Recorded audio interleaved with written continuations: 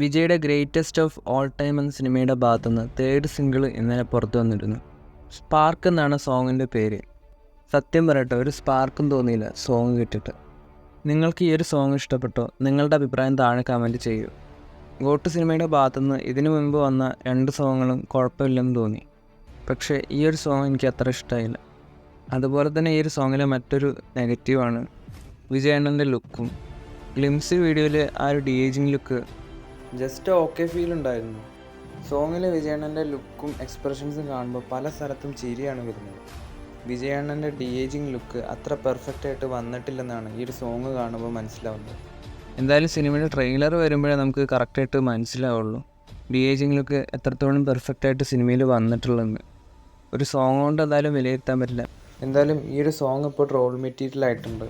വിജയുടെ ലുക്കും അതുപോലെ യുവൻ്റെ മ്യൂസിക്കും വെച്ച് എല്ലാവരും ട്രോൾ ചെയ്യുകയാണ്.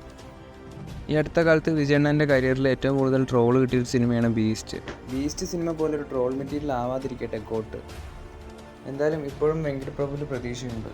സിനിമയുടെ ട്രെയിലർ വരട്ടെ. സിനിമയുടെ റിലീസിന് 10 ദിവസം മുന്നേ ആയിരിക്കും ഗോട്ടിൻ്റെ ഒഫീഷ്യൽ ട്രെയിലർ റിലീസ് ചെയ്യുക എന്നാണ് വെങ്കട് പ്രഭു ഒരു ഫംഗ്ഷനിൽ വെച്ച് പറഞ്ഞത്. ഗോട്ട് സിനിമയുടെ ട്രെയിലറിനായി നമുക്ക് കാത്തിരിക്കാം.